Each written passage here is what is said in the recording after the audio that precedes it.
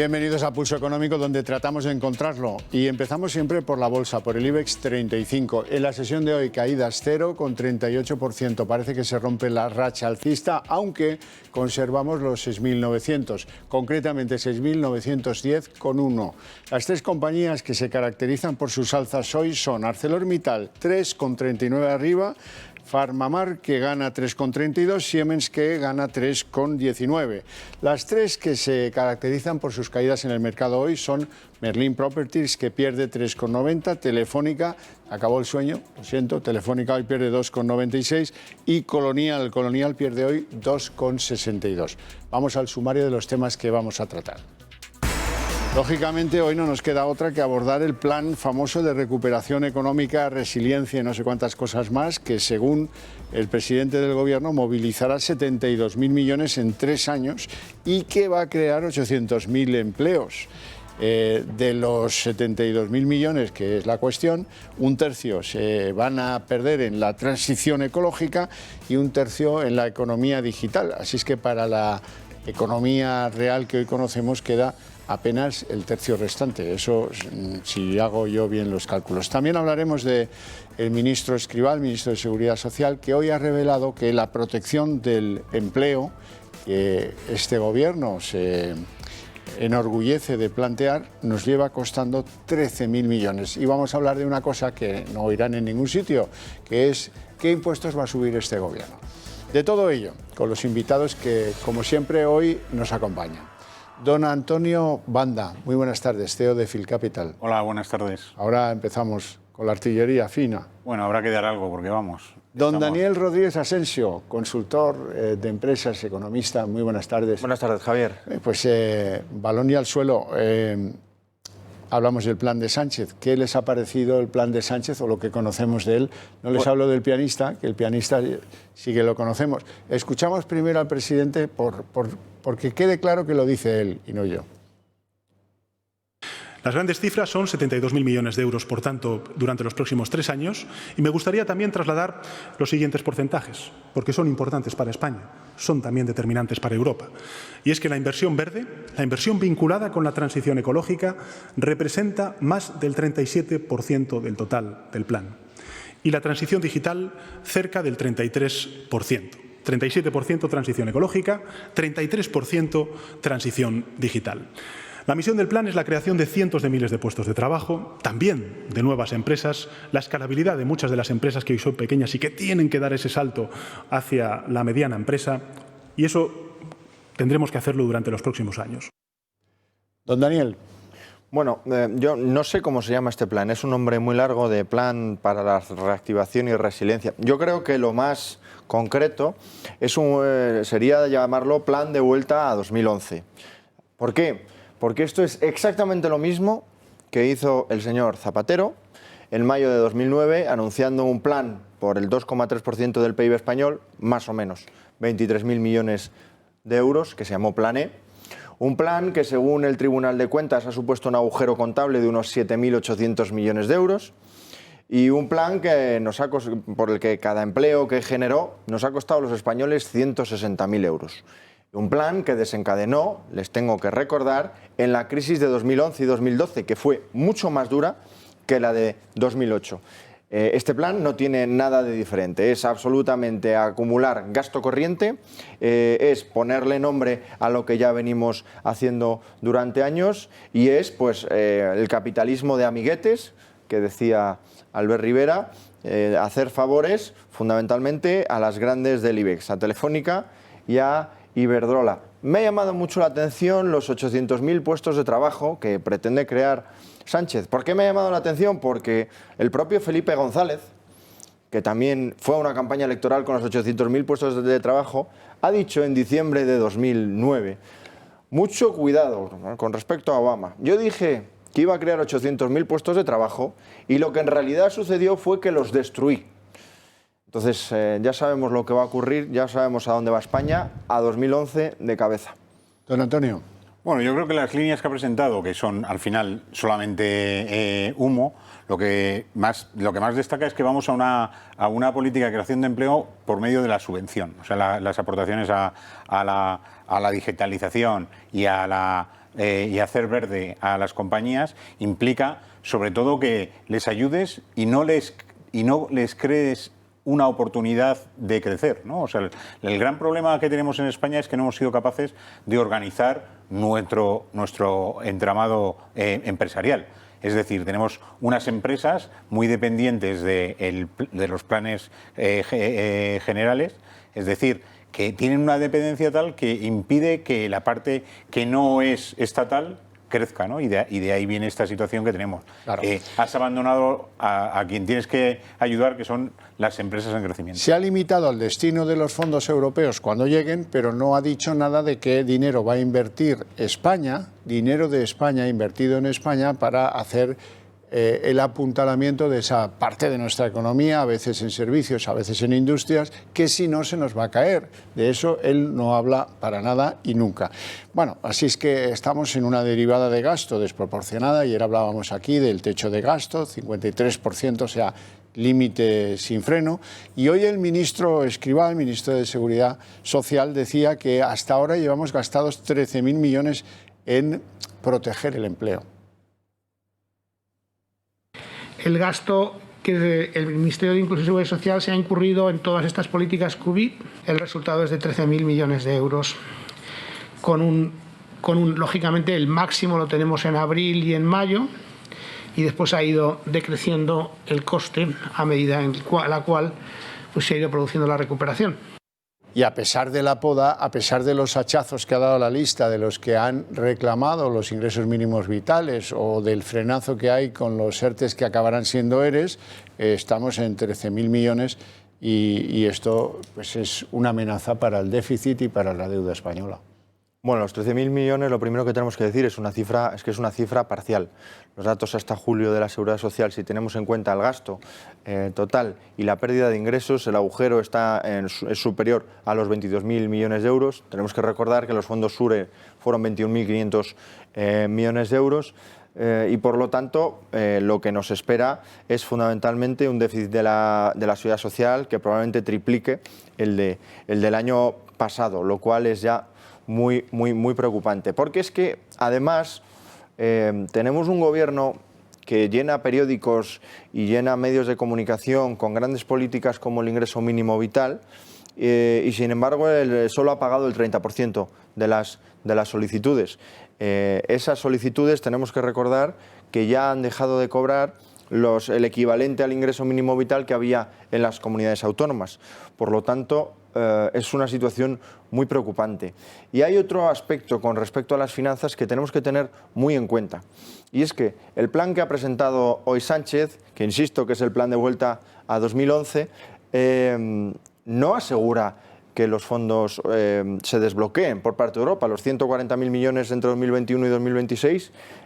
Ese plan, de hecho, en mi opinión, está muy alejado de lo que nos pide la Unión Europea, que son reformas estructurales por la parte del gasto, reformas estructurales en el mercado laboral, sí que es verdad que nos pide tocar la economía verde y la sostenibilidad, en fin, hay muchas cosas que no atacan ese plan. Por lo tanto, a ver si nos conceden los fondos o si volvemos a entrar en la rueda de la negociación con los famosos países frugales. Yo creo que con las finanzas públicas hay que tener una cosa siempre en mente, y es que España durante esta primera parte de la crisis no ha estado en el foco internacional, pero ya lo está estando. Esta semana Bloomberg nos ha señalado varias veces. Merkel ha dicho que le preocupa a España, pero es que los mercados financieros que estaban abriendo una brecha entre el bono italiano y el español importante en los últimos años, ya esa brecha en 2 semanas se ha cerrado, ya estamos en los mismos niveles que a principios de año. ¿Qué quiere decir eso? Que la percepción de riesgo en España está incrementando y eso es una responsabilidad puramente política. En Italia se están tomando medidas y se está atajando esta crisis desde el punto de vista de la demanda, pero también desde la oferta, y en España estamos esperando a ver qué viene de Europa para crear otra manada de elefantes blancos. Don Antonio Banda.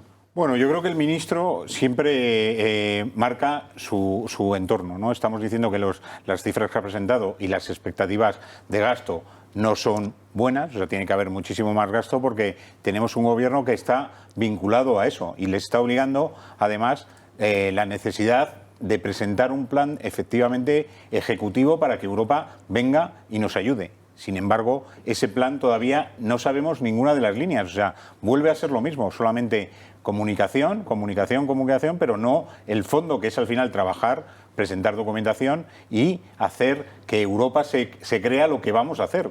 Y desde luego de eso todavía no sabemos nada. Por eso hay que ser precisos. Esto va a haber que financiarlo y va a haber unas subidas de impuestos más que notables. Hasta ahora, una cosa es lo que los globos sonda señalan. Hoy pasaba por el Senado la tasa Tobin, la tasa Google, etcétera, etcétera, pero eso no da ni para caramelos con lo que se nos viene encima. ¿Cuáles son los verdaderos propósitos de este gobierno en materia fiscal? Vamos a ver un trabajo a continuación que lo dejará clarísimo.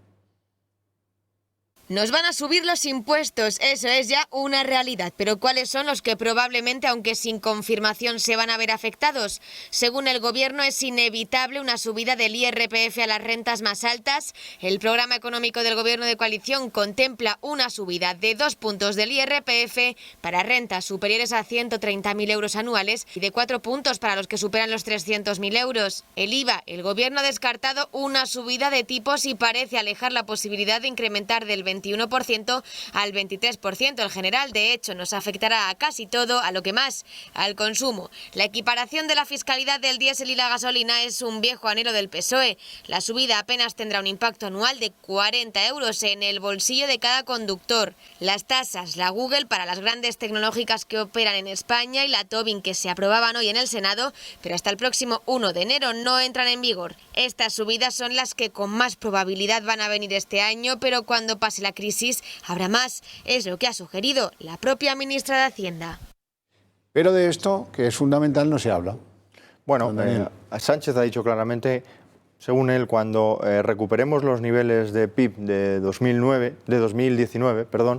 él, yo no sé cuándo será, va a ser mínimo 2024-2025, pero yo creo que las subidas de impuestos no van a pasar de esta legislatura, van a abordar subidas de impuestos. Hay una cosa muy importante, y es que dentro de las quinielas en ningún sitio aparece las subidas de impuestos autonómicos propios y cedidos, que es una guerra que traía el Gobierno desde hace un tiempo y que volverán a dar.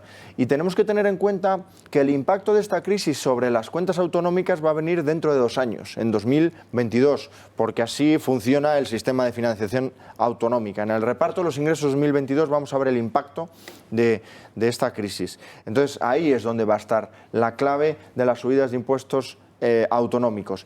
A nivel nacional, los que más papeletas tienen son el IVA y el IRPF. El IVA que pasaría del 21 al 23, según la rumorología. Y elevarían los tipos reducidos, digamos los productos en tipos reducidos. Pero hay una cosa que tenemos que tener muy en cuenta, y esto lo ha dicho el Banco de España, no lo digo yo, y BBVA, y es que en una economía que nos vamos a un 17% de paro, en el mejor de los escenarios, cogiendo los datos del Gobierno, que eso es muy optimista. Incluso subiendo el IVA y el IRPF, es muy difícil pensar en un incremento de los ingresos fiscales, porque la detracción económica, la contracción económica va a ser tan importante que los ingresos se van a despeñar. Es así de sencillo. Don Antonio Banda. Es clarísimo, o sea, los datos que han presentado para subidas de impuestos no conducen a nada, ¿no? O sea, son cifras que sacadas del número que presentan están muy por debajo de los objetivos de cumplimiento del Gobierno. Por lo tanto, tendrías que plantearte otro escenario en el que sea incrementar el consumo. O sea, que lo que hemos dicho siempre, al final, la subida de impuestos no conduce directamente a un mayor incremento de lo que recibe el Estado, sino lo que al final está conduciendo es a una mayor tasa de ahorro, y estamos teniendo problemas efectivamente de que el dinero esté moviéndose. Y ante eso estamos viendo que, desde luego, el Gobierno no está presentando medidas que sean efectivamente ejecutivas. Estamos en un entorno, de nuevo, en el que el Gobierno solamente quiere dar datos para intentar ir a Europa, y sin embargo Europa sigue esperando resultados, y efectivamente, si no conseguimos esos resultados, Europa no nos va a dar lo que necesitamos, que al final es la ayuda. Bueno, tal vez, o seguramente por interés, hoy uno de los grandes del IBEX, el presidente de Repsol, Antoni Brufau, ha movido los visillos. Y ha movido los visillos y nos ha permitido a los españoles entender algunas cosas. Dice Brufau, ojo con los que están en los cantos de sirena y los que aspiran a nutrirse a través del BOE, porque según él, este modelo globalizado que depende de China no tiene futuro y lo que hay que hacer es potenciar nuestra industria. Don Daniel. Estoy totalmente de acuerdo en que hay que potenciar nuestra industria. Lo que pasa es que no sé si el modo de hacerlo que tiene Antonio Brufau coincide con el mío, porque mi sensación es que él se ha quedado fuera de la tarta de los 140.000, correcto, y por eso se nos está quejando. Él es un asiduo del BOE y su empresa, y yo lo que creo es que el sector industrial tiene que crecer en España y tiene que crecer en base a una desregulación, en base al libre mercado y en base a unas normas de libre competencia que permitan venir a quien quiera y competir. Entonces, esa es la clave y el matiz que me gustaría... Sí, yo creo que el IBEX al final está teniendo problemas, ¿no? Y estamos viendo que las entradas y las salidas están llevándonos a un diferencial. ¿Qué ocurre? Que los que probablemente salgan, entre los que puede estar una compañía petrolera, que se ve que el futuro no está no es muy boyante, va a ser sustituida pues por compañías verdes o de economía digital, ¿no? Ese momento es importantísimo que la propia compañía se prepare y desde luego no es el gobierno el que tiene que hacer la parte principal cuando es una compañía privada, ¿no? Tiene que hacer un esfuerzo la propia compañía por buscar dónde tiene las capacidades de ingresos y dónde va a dar su desarrollo. Hoy la gran lección de economía real se la da Pedro Sánchez, el director de Amazon Prime, que dice que esa compañía sí va a apoyar a las pymes y explica cómo. Este año Amazon está muy enfocado en ayudar a esas pequeñas y medianas empresas y por eso vamos a invertir durante el año más de 85 millones de euros en ayudar a las compañías locales a dar visibilidad a sus productos en nuestras tiendas. Eso me gusta. Bueno, eso me gusta. Es que al final la colaboración en el sector privado en un momento tan crítico como este es fundamental. También hay que decir en favor de muchas de las compañías del IBEX, como por ejemplo, se me viene a la cabeza Telefónica, que han llevado a cabo políticas de apoyo a las pymes. Telefónica ha desembolsado toda su deuda comercial durante el confinamiento con sus proveedores y sin necesidad de ninguna regulación, lo cual es fundamental. La digitalización. Sí, yo estoy de acuerdo en que la digitalización de las pymes, el salto al e-commerce, todos este tipo de actividades son imprescindibles, son indispensables. Pero de nada sirve hacer todo esto si luego, por ejemplo, cuando llega a los 50 trabajadores tiene tantas barreras para seguir creciendo que no tiene ningún incentivo para salir adelante. Y entonces, ¿cuál es la conclusión? Lo acabas de contar. Un dato que se me acaba que me he olvidado antes. El IBEX hoy ha caído. Después de el mayor plan de los últimos años, el IBEX ha caído. ¿Eso qué significa? Que los inversores no confían en la recuperación, ni del país, ni de las grandes empresas que son las favorecidas. ¿El IBEX no confía, don Antonio? Bueno, yo creo que el IBEX tiene un problema que es fundamentalmente los bancos, ¿no? O sea, al final nuestra situación se enmarca en que el peso de finanzas, que es un peso que solamente pasa en nuestro IBEX, está desapareciendo, ¿no? Están cayendo las compañías financieras y están entrando en mayor peso otras compañías que no están relacionadas, que vemos que son el consumo y compañías de ámbito digital como que de lo que usted dice yo deduzco que los gestores de fondos recurren a las grandes firmas de medios de pago, recurren a las grandes tecnológicas y si acaso a la banca comercial muy tradicional, ¿no? Bueno, los grandes gestores y no los españoles no recurren al IBEX, o sea que ese es el gran problema, que no somos capaces de vender nuestro producto. Y por eso tenemos compañías que han estado capitalizando 120.000 millones de euros a un 10% de eso, en los 15.000 millones. Es increíble que eso nos pueda pasar. ¿Por qué? Porque seguimos sin pensar en que los inversores y los que animan este mercado y hacen crecer las compañías son esos gestores internacionales que van a venir a pescar oportunidades en España. Hay una cosa muy importante y es que efectivamente no vienen al IBEX y uno de los factores fundamentales es que el IBEX de hoy es prácticamente el mismo que el que hace 10 años. ¿Y a dónde están? Solo en el top 10 ha entrado Inditex y poco más móvil, creo. ¿Cuál es ¿Qué es lo que está ocurriendo en las bolsas que están creciendo, como la norteamericana? Están creciendo las tecnológicas, justo lo que estás diciendo ahí. El mercado de publicidad digital, el mercado de pagos digitales, el mercado de e-commerce. Todos estos mercados nos los estamos perdiendo precisamente por los enormes planes de estímulo continuados que hacemos desde nuestro gobierno y que impiden que las compañías se reciclen, que aparezcan nuevos campeones nacionales y que podamos competir en mercados que nos lleven al futuro, al 2030, no al 2011. Ese es el problema de nuestro IBEX. Bueno, uno de los múltiples Uno de problemas. los muchos que tiene. Sí, por cierto, ha citado usted a MásMóvil, que va a ser sustituida en el IBEX 35 por Solaria. Una Solaria que yo todavía me acuerdo del mal recuerdo, valga la redundancia, que dejó la última vez que estaba en el IBEX. Pero bueno, compañía que se dedica a la energía solar, como saben todos y como dice su propio nombre. Les agradezco a ustedes dos mucho su presencia en el estudio, a ustedes su interés y su atención desde sus hogares. Ponemos punto final por hoy a esto que empieza a las 6:30 de la tarde con un repaso a lo sanitario, a lo político y a lo económico. Mañana la cita, 6:30 de la tarde. No se lo pierdan.